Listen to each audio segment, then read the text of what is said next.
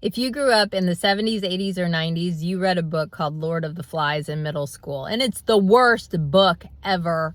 It's about these British boys. They get stranded on an island, and then all civility turns into savagery. And they end up killing this one kid named Piggy, which just seems so perfect for what just happened right now with the president calling a female reporter Piggy.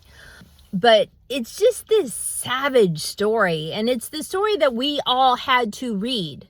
There's also a true story of what happened to a bunch of Tonganese kids in the 60s. Bunch of boys got stranded on an island. They were afloat for 8 days. They landed on an island and they had to build a whole society. And guess what? It was awesome. They had a fire that they kept going. They built shelter. They built gardens. They had like a tribal council. Like they figured it out. They had, what would be kind of an amazing experience is what we would call it. Totally same kind of concept, two radically different outcomes. And right now, the stories that we tell ourselves matter. There is so much fear out there. It's just palpable. I hear it when I talk to clients. They're like, what is the AI proof job that I can get? Like, there's not one. So you're going to have to figure out a way to be, unless you want to be a plumber or electrician or, something like that. But we've got to figure out a way to write change, like write, WRITE, write change in a way that's comfortable for us. Write the future, because with AI, anything is possible. Things we could never dream of. Like when I was growing up, you had microfiche. Now you have the internet. You can get any piece of information you want, right? It's crazy.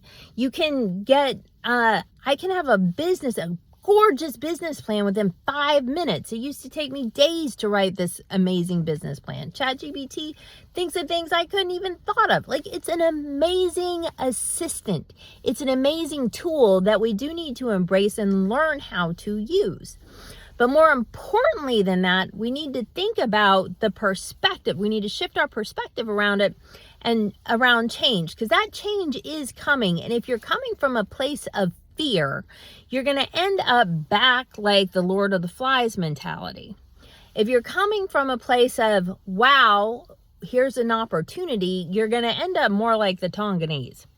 So I would encourage you to give thought to what you want. What is your intention? And this is a purpose-driven life question.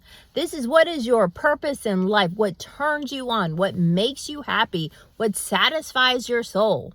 And it doesn't have to be all or nothing. You don't have to be like, I'm going to work on this all week. It can be a side thing that you're doing, a side hustle, a side gig, or whatever. But get in touch with what makes you happy, because you can now create all those things that you couldn't before. Technology is coming on so strong. So rather than getting worried about it, get creative about it, because the more creative you are, the more creative everybody else is going to be, the more stabilized you are with it, and the less afraid you are with it, the more you're going to radiate that out, and the less afraid other people are going to be, because we're just at such an amazing creative time right now. So enjoy it.